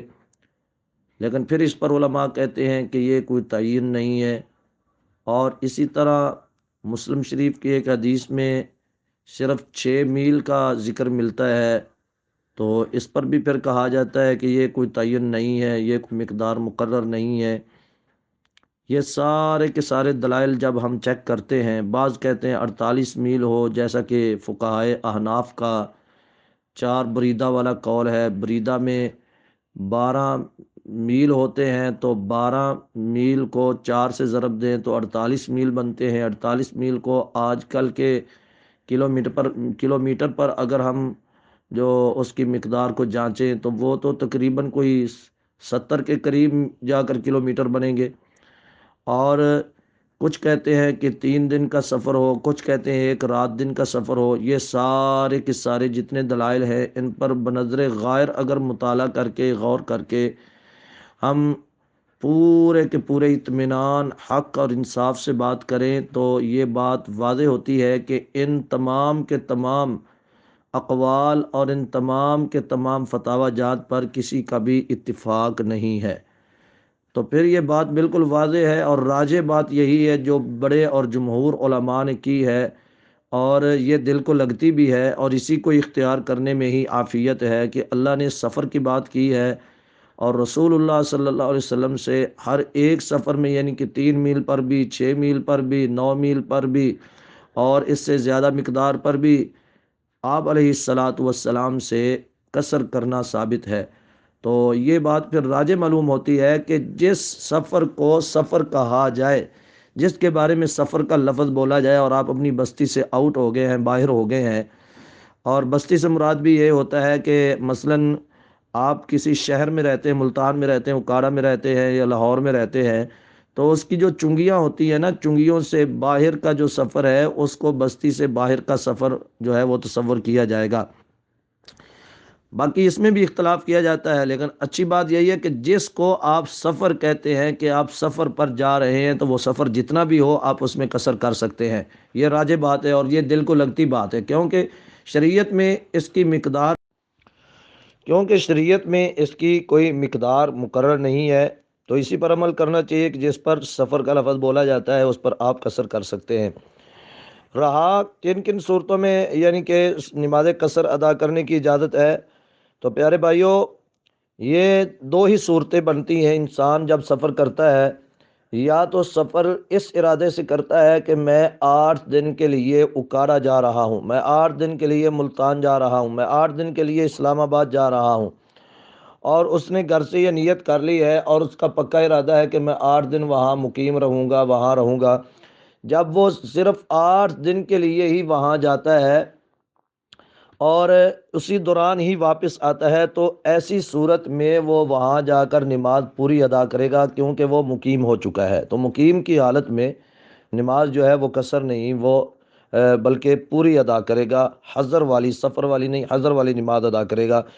کیونکہ قصر میں آپ فجر کی سنتیں ادا کریں گے، 4 رکعت ہی ادا کریں گے، اور دو یعنی کہ 2 فرض 2 سنت ادا کریں گے، کیونکہ سفر میں بھی جو سنت فجر ہے ان کو چھوڑنا نہیں چاہیے۔ ظہر کی صرف 2 رکعت ہے، عصر کی 2 رکعت ہے، مغرب کی صرف 3 فرض ہے، اور عشاء کی 2 رکعات فرض ہے، اور بعد میں وتر 1 2 1 3 5 جتنے بھی آپ ادا کرنا چاہیں۔ یہ یعنی کہ میں نے سفر کی نماز کی مقدار بیان کی ہے۔ تو باقی رہا کہ آپ وہاں 8 دن کے لیے ٹھہرے ہیں، تو آپ نے پھر وہاں پوری نماز ادا کرنی ہے۔ لیکن آپ ٹھہرے ہیں اگر 4 دن کے لیے، تو یہ احادیث سے ثابت ہے کہ 4 دن رہنے کی صورت میں، 4 دن ٹھہرے ہو، 2 دن ٹھہرے ہو، 3 دن ٹھہرے ہو، یا 1 دن ٹھہرے ہو، تو ان صورتوں میں آپ یعنی کہ نماز قصر ادا کریں گے، پھر آپ پوری ادا نہیں کریں گے۔ تیسری صورت یہ ہے کہ اگر آپ کسی جگہ گئے ہو اور آپ کا واپس آنے کا، جلدی آنے کا ارادہ ہے، لیکن آپ کا جو ہے وہ اس بات پر ابھی اتفاق نہیں ہو رہا کہ میں آج جاؤں یا کل جاؤں یا پرسوں جاؤں، تردد میں ہے، شک میں ہے، تو حالت شک میں نبی صلی اللہ علیہ وآلہ وسلم مکہ المکرمہ میں آپ 19 دن ٹھہرے۔ اسی کو علماء نے 20 دن پر معمول کیا ہے کہ زیادہ سے زیادہ 20 دن، لیکن یہ بالکل بات غلط ہے۔ میں یہ بات سمجھتا ہوں اللہ کی توفیق سے، الحمدللہ، اللہ کا شکر ہے، نبی صلی اللہ علیہ وسلم اگر 20 دن سے زیادہ وہاں ٹھہرتے تو کیا قصر نہ کرتے؟ اس میں تردد کی جو حالت ہے وہ بیان ہوئی ہی نہیں، بلکہ آپ اتنے دن ٹھہرے تو اتنے دن آپ نے قصر کی ہے۔ آپ جتنے دن بھی ٹھہریں گے، یہی بات راجع معلوم ہوتی ہے، تردد کی صورت میں، شک کی صورت میں، جتنے دن بھی آپ کہیں ٹھہریں گے تو آپ نماز قصر ہی ادا کریں گے۔ اور اس کی روایات صحابہ کرام سے کچھ ملتی بھی ہیں، 9 مہینے تک، کچھ سال تک، کچھ 6 مہینے تک کی ایسی روایات ملتی ہیں۔ تو اگر یہ روایات نہ بھی ملتی ہوتی تو یہ بات بالکل واضح ہے کہ تردد کی حالت میں، شک کی حالت میں نبی صلی اللہ علیہ وسلم نے اگر 19 دن نماز پڑھی ہے، تو کیا 20 دن، 25 دن یا مہینہ، 2 مہینہ آپ تردد کی حالت میں ٹھہرتے تو نہ پڑھتے؟ بالکل پڑھتے۔ جیسے ایسی حال، کیونکہ انہوں نے مقدار تو بتائی نہیں، نبی صلی اللہ علیہ وسلم نے یہ تو نہیں بتایا کہ میں 19 دن ٹھہرا ہوں تو اتنے دن ہی آپ نے قصر کرنی ہے، بلکہ یہ تردد کی صورت میں آپ پڑھتے رہے ہیں، تو تردد ہو، شک ہو، اور آپ کو ابھی تک آنے کے بارے میں مکمل جو ہے اتفاق نہ ہو سکے، تو آپ جتنے دن وہاں ٹھہریں گے نماز قصر ادا کریں گے۔ واللہ عالم بالصواب۔ السلام علیکم ورحمۃ اللہ وبرکاتہ۔ السلام علیکم ورحمۃ اللہ وبرکاتہ۔ کہ بھائی نے قربانی کو، یعنی قربانی کے جانور کو ذبح کرنے کا مسنون طریقہ، سنت طریقہ اور دعا پوچھی ہے، تو اس بارے میں اللہ کی توفیق سے چند باتیں ذکر کی جاتی ہیں، آپ سے تذکرہ کرتے ہیں، انہی سے آپ اس مسئلے کو اخذ کر سکتے ہیں اور سمجھ سکتے ہیں۔ سب سے پہلی بات، اللہ سبحانہ و تعالی نے امام الانبیاء، فخر الانبیاء، سید الانبیاء جناب محمد الرسول اللہ صلی اللہ علیہ وسلم کو رحمت کائنات، رحمت للعالمین بنا کر مبعوث فرمایا، وما ارسلناک الا رحمت للعالمین۔ یہ کسی انسان کی دلیل نہیں، بلکہ اللہ سبحانہ و تعالی نے خود فرمایا کہ اے پیغمبر، ہم نے آپ کو تمام جہانوں کے لیے رحمت بنا کر بھیجا۔ تمام جہانوں سے مراد انسانوں کے جہان اور جانوروں کے جہان، حیوانوں کے جہان اور ہر ایک چیز کی جہان۔ اللہ کے نبی صلی اللہ علیہ وسلم مسلمانوں سے، غیر مسلموں سے، سب سے حسن سلوک کرتے تھے، تو یہ کیسے ہو سکتا ہے کہ جانوروں کے ساتھ آپ حسن سلوک نہ کرتے ہوں، یا اس کی تعلیم آپ نے نہ دی ہو، یا اللہ سبحانہ و تعالی نے اس بارے میں آپ کو کچھ آگاہ نہ کیا ہو؟ تو یہ بات بالکل واضح ہے کہ اللہ کے نبی صلی اللہ علیہ وسلم جانوروں سے بھی حسن سلوک کرتے تھے، جانوروں کے ساتھ آپ اچھا برتاؤ کرنے کی تلقین کرتے اور خود بھی اچھا برتاؤ کرتے رہے۔ تو قربانی کا جانور جس کو ہم نے ذبح کرنا ہے، یا قربانی کے علاوہ کسی بھی جانور کو آپ نے ذبح کرنا ہے، تو اس کو ذبح کرنے سے پہلے کم از کم ہمیں حسن سلوک کے ساتھ اس کے ساتھ پیش ہے۔ اور حسن سلوک میں سب سے پہلی بات جو رسول اللہ صلی اللہ علیہ وسلم نے فرمایا کہ جس آلے کے ساتھ آپ نے جانور کو ذبح کرنا ہے، وہ چھری ہے، یہ چھرا ہے، یہ جو بھی چیز ہے، تو اس کو خوب تیز کر لو تاکہ جانور کو تکلیف کم سے کم ہو۔ اور پھر تیز کرتے ہوئے اس کی آنکھوں کے سامنے، بالکل اس کے سامنے تیز نہ کرو تاکہ وہ بیچارہ موت کو اپنے سامنے تو نہ دیکھے۔ ایک آدمی نے ایک بکری کو لٹایا ہوا تھا، اوپر پاؤں رکھا ہوا تھا، ذبح کرنے ہی والا تھا، اور ساتھ ہی چھری کو تیز کر رہا تھا۔ تو رسول اللہ صلی اللہ علیہ وسلم وہاں سے گزرے تو آپ نے فرمایا کہ تو اس بیچاری کو 2 دفعہ، یا ایک حدیث میں آتا ہے کہ کئی دفعہ مارنا چاہتا ہے، کہ اس کی آنکھوں کے سامنے چھری کو تیز کر رہا ہے۔ اور آپ نے سید عائشہ صدیقہ رضی اللہ تعالی عنہا سے فرمایا کہ عائشہ، چھری لاؤ اور تیز کر کے لاؤ۔ تو ماں جی فرماتی ہیں کہ میں نے اس کو پتھر پر رگڑ کر تیز کیا، اور پھر رسول اللہ صلی اللہ علیہ وسلم کو چھری پکڑائی۔ نمبر 1 تو چھری کو تیز کرنا ہے، نمبر 2 اس کو جانور کے سامنے تیز نہیں کرنا، بلکہ اس سے چھپا کر تیز کرنا ہے۔ یہ حسن سلوک ہے۔ نمبر 3، اس سلسلے میں ہم یہ بات جو ہے اس کو بھی مد نظر رکھیں کہ جانور کو جانور کے سامنے ذبح نہ کریں، اور اسی طرح جانور کو بچوں کے سامنے بھی ذبح نہ کریں۔ چھوٹے معصوم بچے جو ابھی تک جانتے نہیں اس معاملے کو کہ ذبح کرنا یا ذبح ہونا کیا ہوتا ہے، جانوروں کو کیسے ذبح کرتے ہیں اور کیوں کرتے ہیں، تو وہ بعد میں ایسا پریکٹیکل کرنا شروع کر دیتے ہیں، اور ایسے واقعات ہم نے سنے دیکھے ہیں۔ تو یہ بھی اخلاقاً بات درست نہیں ہے کہ بچوں کے سامنے جانوروں کو لٹا کر، ایسے معصوم بچے کہ جن کو ابھی تک پتہ نہیں، یہ نہ ہو کہ بعد میں کوئی ایسا واقعہ پیش آئے کہ جس پر بعد میں ہم حسرت اور افسوس کریں اور ہاتھ ملتے رہ جائیں۔ اور اسی طرح رسول اللہ صلی اللہ علیہ وآلہ وسلم قربانی کے جانور کو ذبح کرنے کے لیے دائیں پہلو پر اس کو لٹاتے تھے، اونٹ کے علاوہ۔ اونٹ کا طریقہ میں بعد میں بتاتا ہوں۔ اونٹ کے علاوہ باقی جتنے جانور ان کو بائیں پہلو پر، یعنی کہ کھبے پاسے، لیفٹ سائیڈ، اس کو اللہ کے نبی صلی اللہ علیہ وسلم بائیں پہلو پر لٹاتے تھے۔ بایاں حصہ یعنی اس کا نیچے ہوتا تھا، اور قبلہ رخ اس کو کرتے تھے، اس کا منہ جو ہے وہ قبلہ رخ ہونا چاہیے۔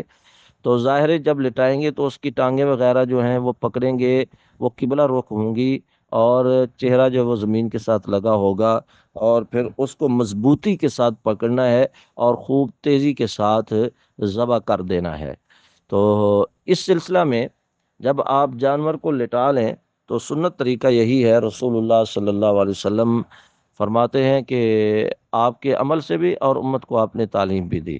تو آپ صلی اللہ علیہ وسلم جانور کو جب لٹاتے تو کیا پڑھتے؟ بسم اللہ واللہ اکبر، بسم اللہ واللہ اکبر۔ یہ اتنا ہی کہنا ایک بار کافی، بسم اللہ واللہ اکبر، واللہ اکبر، واللہ اکبر 3 بار ایسے کہنا یہ ثابت نہیں ہے۔ بسم اللہ واللہ اکبر اتنا کہنے سے آپ کا جانور جو ہے وہ اللہ کی راہ میں ذبح ہو گیا، اللہ کی راہ میں اس کی قربانی ہو گئی، اللہ اس کو قبول فرمائے۔ لیکن کچھ روایات میں یہ بھی ملتا ہے، اور یہ لازمی نہیں ہے، اگر کوئی آدمی پڑھ لے تو ٹھیک ہے، نہ پڑھ سکے تو لازمی نہیں ہے۔ وہ کیا؟ سورۃ الانعام کی 2 آیات ہیں انی وجہت وجہی للذی فطر السماوات والارض حنیفا وما انا من المشرکین قل ان صلاتي ونسکی ومحیای ومماتی للہ رب العالمین۔ یہ آپ نے ذبح کرنے سے پہلے یعنی کہ بسم اللہ واللہ اکبر پڑھنے سے پہلے ان دو آیات کو پڑھنا ہے اور پھر کہنا ہے بسم اللہ واللہ اکبر۔ لیکن میں عرض کر رہا ہوں، گزارش کر رہا ہوں کہ اگر کسی کو یہ دو آیات نہیں آتی یا نہیں پڑھنا چاہتا تو کوئی حرج نہیں ہے، بسم اللہ واللہ اکبر پڑھ کر اس کا جانور جو ہے وہ اللہ کی راہ میں قربان ہو گیا، ذبح ہو گیا۔ اور اسی طرح دوسری روایات میں اللہ کے نبی صلی اللہ علیہ وسلم سے یہ بھی ثابت ہے کہ بسم اللہ واللہ اکبر اللہم ان ھذا منک ولک، یہ الفاظ بھی اللہم ان ھذا منک ولک، اے اللہ یہ تیری توفیق سے جانور مجھے ملا اور تیرے ہی راستے میں اس کو قربان کر رہا ہوں۔ اور مزید آپ کہتے اللہم تقبل من محمد ومن امت محمد صلی اللہ علیہ وسلم۔ اب ہماری تو امت نہیں نا، امت تو اللہ کے نبی صلی اللہ علیہ وسلم کی ہے، تو ہمیں کیا کہنا ہوگا؟ ہم مثلا جانور کو ذبح کر رہے ہیں، بسم اللہ واللہ اکبر اللہم ان ھذا منک ولک اللہم تقبل منا، اے اللہ ہماری طرف سے اس کو قبول فرما۔ تو یہ دعا جو ہے مسنون، اس طریقے سے آپ جانور کو، اور یہ خاص اور خاص قربانی کے جانور کے لیے ہے۔ جب عام طور پر آپ جانور کو ذبح کریں گے تو وہاں صرف آپ یہ پڑھیں گے بسم اللہ واللہ اکبر اور چھری چلا دیں گے تو انشاءاللہ وہ اللہ کی راہ میں قبول کیا جائے گا۔ یہ طریقہ اللہ کے نبی صلی اللہ علیہ وسلم اختیار کیا کرتے تھے۔ اسی طرح اونٹ کے بارے میں رسول اللہ صلی اللہ علیہ وسلم نے فرمایا کہ اس کا بایاں اگلا گھٹنا جو ہے اس کو باندھا جائے، یعنی کہ اس کی ٹانگ کو فولڈ کیا جائے اور اس کو باندھ دیا جائے۔ اب 3 ٹانگیں باقی رہے گی، 3 ٹانگوں پر وہ کھڑا ہوگا تو اب تیز دھار آلے کے ساتھ، وہ چھری ہو سکتی ہے، خنجر ہو سکتا ہے، وہ تلوار ہو سکتی ہے، کوئی نیزہ ہو سکتا ہے، جس چیز سے بھی آپ اس کو ذبح آسانی کے ساتھ کرنا چاہتے ہیں، نہر اس کو کہا جائے گا۔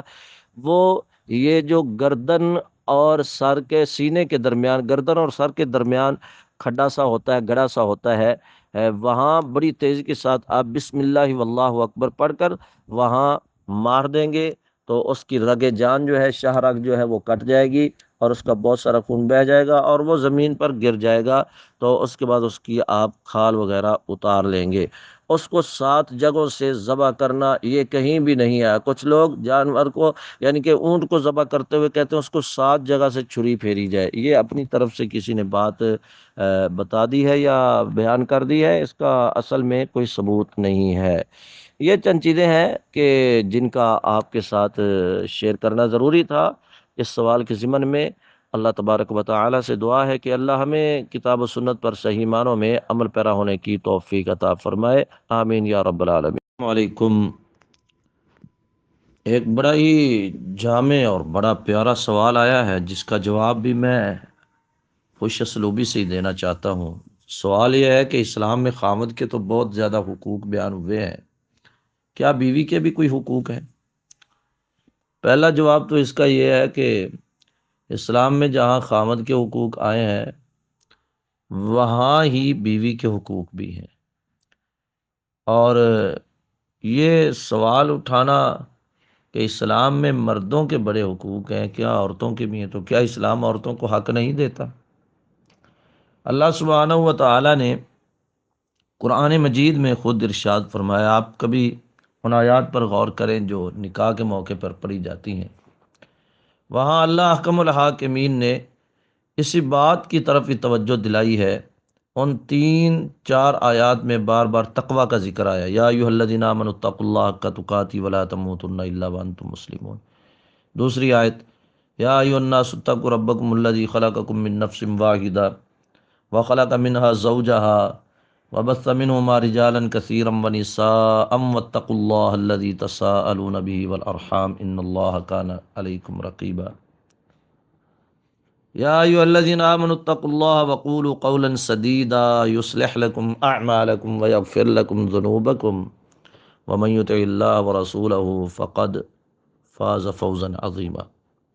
ان تمام آیات میں تقوی کا ذکر ہے۔ تو متقی شخص وہ ہوتا ہے جو کسی کا حق نہیں مارتا، کسی کو تنگ نہیں کرتا، کسی پر ظلم نہیں کرتا۔ متقی کی بہت لمبی چوڑی پہچان کی فہرست ہے، ایسے سمجھ لیں کہ اسلام کا کوئی ایسا حکم نہیں کہ جس کو وہ مانتا نہ ہو، بس سیدھی سی یہ بات ہے، کوئی ایسا حکم نہیں قرآن و حدیث کا جس کو متقی شخص مانتا نہ ہو۔ اب قرآن مجید میں اللہ سبحانہ و تعالیٰ فرماتے ہیں ہن لباس لکم وانتم لباس لہن، عورتیں تمہارے مرد تمہارے لباس ہیں، تمہاری بیویاں تمہارے لباس ہیں، اور تم ان کے لباس ہو۔ لباس جو ہے وہ ستر پوشی کا کام کرتا ہے، تو جیسے لباس انسان کے جسم کو ڈھانپ لیتا ہے، چھپا لیتا ہے، میاں بیوی دونوں کو ایک دوسرے کے معاملات کی مکمل حفاظت کرنی چاہیے، باتوں کی حفاظت کرنی چاہیے، ان کے ایک دوسرے کے اندر اگر کوئی عیب پایا جاتا ہے، کوئی کمی کوتاہی پائی جاتی ہے تو اس کی حفاظت کرنی چاہیے۔ بیوی کے بارے میں رسول اللہ صلی اللہ علیہ وسلم نے یہاں تک فرمایا کہ اگر اس کے اندر کوئی آپ کو کمی کوتاہی نظر آئے بھی، مثلاً آپ کو وہ اچھی نہیں لگ رہی، خوبصورت نہیں دکھ رہی، ورنہ اس کو مارو نہ اس کو مارو، نہ اس کو گالی دو، نہ اس کے جو والدین ہیں ان کو برا بھلا کہو۔ ہو سکتا ہے کہ ایک چیز تمہیں اس میں اچھی نہ لگے، ہو سکتا ہے اس کی خوبصورتی میں کچھ فرق ہو، لیکن اللہ اس کے اندر اور بہت ساری بھلائیاں تمہارے لیے رکھ دیتا ہے، تو وہ بھلائیاں تمہیں ملیں گی، اس لیے ہوش سے کام لو۔ یعنی اور پھر فرمایا رسول اللہ صلی اللہ علیہ وسلم نے کہ یہ پسلی کی پیدائش ہے، تو اس کو جو سیدھا کرنا چاہے گا تو وہ توڑ بیٹھے گا، یعنی وہ اس کے ہاتھ سے نکل جائے گی، طلاق ہو جائے گی، تعلق ٹوٹ جائے گا۔ لہذا ان کو بڑے سلجھے ہوئے طریقے کے ساتھ، اعتدال کے ساتھ، پیار اور محبت کے ساتھ رکھو۔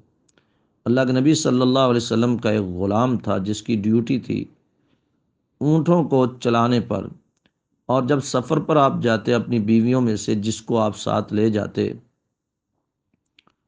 تو اونٹوں کو چونکہ وہ ہانکتا تھا اور چلاتا تھا، تو ایک مرتبہ اس نے ذرا تیز چلائے تو آپ نے فرمایا انجشا، اس کا نام انجشا تھا، انجشا اتنا تیز نہ دوڑاؤ کہ آبگینے ٹوٹ جائیں۔ یہ تعلیم دی جا رہی ہے کہ بیویوں کو اتنا نرمی کے ساتھ رکھو کہ راستے میں کہیں ان کو جب آپ سفر پر لے جاؤ تو اتنا بھی ان کو دکھ نہ آئے کہ ان کو تھوڑی سی چوٹ ہی آ جائے، ان کو تھوڑی سی تکلیف ہی اتنا زیادہ خیال کہاں رکھا جا رہا ہے؟ صرف اسلام میں کوئی دنیا کا ایسا مذہب نہیں کہ جو عورت کو اتنا مقام دیتا ہو۔ عورت پیدا ہوتی ہے بیٹی کی حیثیت سے، تھوڑی سی اور بڑی ہوتی ہے تو بہن کی حیثیت مل جاتی، تھوڑی سی اور بڑی ہوتی ہے تو بیوی کی حیثیت مل جاتی ہے، تھوڑی سی اور بڑی ہوتی ہے ماں کی حیثیت مل جاتی ہے، تھوڑی سی اور بڑی ہوتی ہے گھر کی سردارنی چودھرانی ساس کی، اس کو اہمیت مل جاتی ہے، مقام مل جاتا ہے۔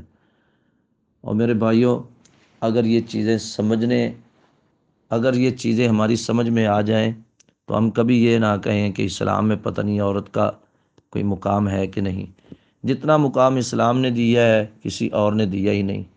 ایک عورت کو کہا جاتا ہے کہ اپنے خاوند کی فرما برداری کرو، اور باقی بھائی، بیٹا اور خامد، بیٹا، بھائی اور باپ، تین جو ہے، اور دیگر اور بہت سارے رشتے جو ہیں وہ اس سے پیار اور محبت کرتے ہیں، وہ اس کی ایک قسم کی فرما برداری کر رہے ہیں۔ بیٹا فرما برداری میں لگا ہوا ہے، بھائی فرما برداری میں لگا ہوا ہے، اس کے کاموں میں لگا ہوا ہے، باپ ہے تو وہ اس سے محبت اور پیار کا اظہار کر رہا ہے، شفقت کر رہا ہے۔ یہ میں ڈیٹیل اس لیے دے رہا ہوں کہ سارے کے سارے حقوق اسلام نے ہی دیے ہیں۔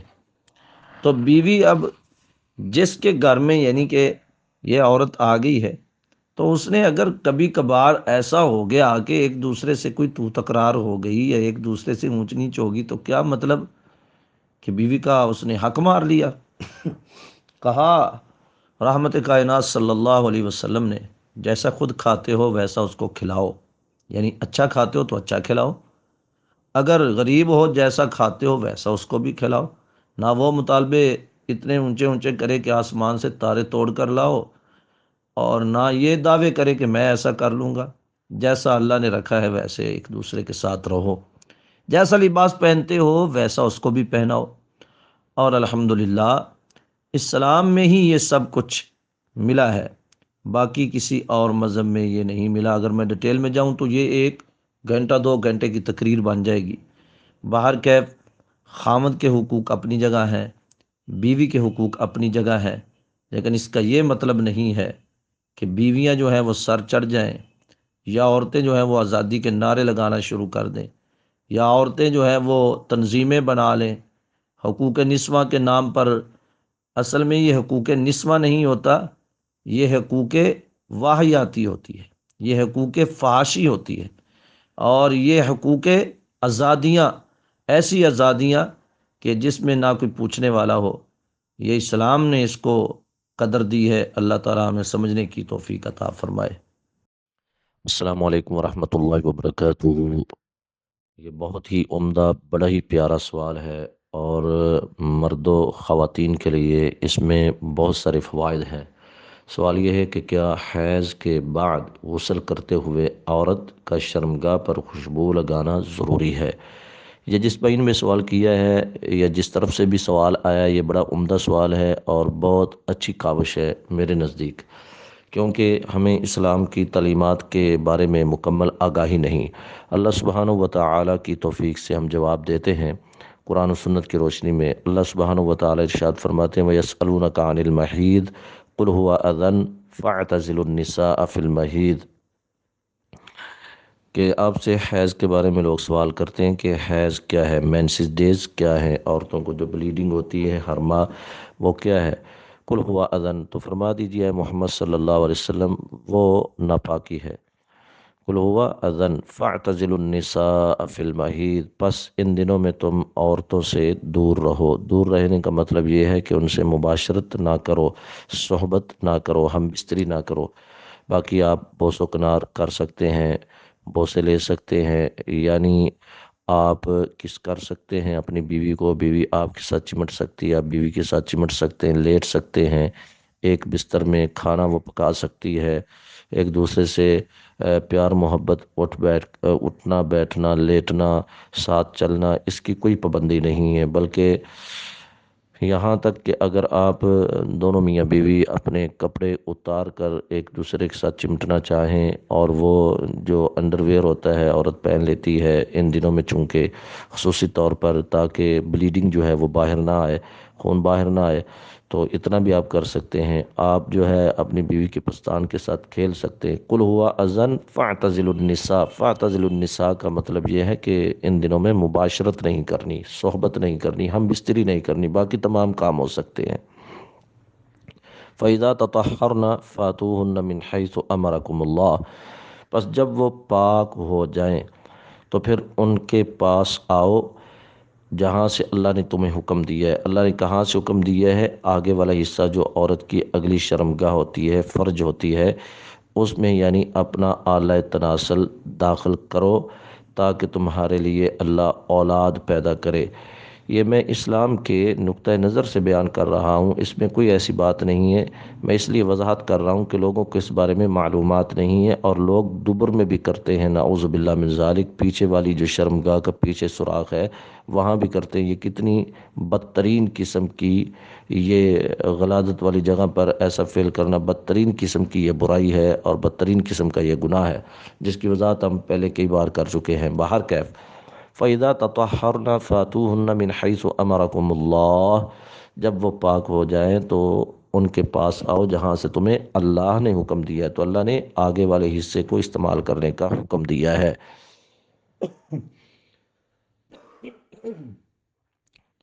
اب یہاں پر اللہ سبحانہ و تعالیٰ نے اتنی وضاحت فرمائی۔ اب ان آیات کی یا قرآن مجید کی دیگر آیات کی جہاں ہمیں کچھ اشارہ ملتا ہو کسی بھی کام کے بارے میں اور وضاحت نہ ہو، تو اس کی وضاحت کہاں سے ملے گی؟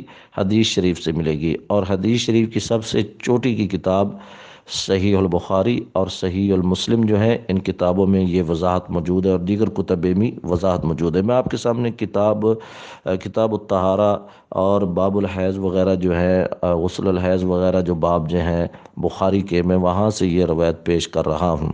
سیدہ کائنات سیدہ عائشہ صدیقہ رضی اللہ تعالی عنہ فرماتی ہیں، ایک انصاریہ عورت اللہ کے نبی صلی اللہ علیہ وسلم کی خدمت میں آئی اور آ کر غسل حیض کے بارے میں اس نے دریافت کیا، پوچھا۔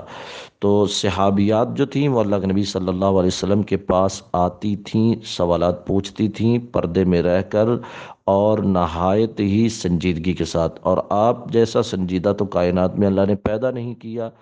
تو اللہ کے نبی صلی اللہ علیہ وسلم نے اس کو غسل حیض کے بارے میں بتایا، اور ساتھ ہی آپ نے یہ بتایا کہ پھر وہ روئی کا ایک پھایا لے کر، روئی کا ایک جو جس کو ہم یہ کہہ سکتے ہیں جیسے بنڈل میں سے اتنی سی روئی کہ جو قابل استعمال ہو، اس میں خوشبو لگی ہو اور اس کو استعمال کرے، یعنی روئی کو خوشبو لگا کر اس کو استعمال کرے، آپ نے یہ فرمایا۔ اب وہ عورت جو تھی وہ کہتی کیسے استعمال کرے؟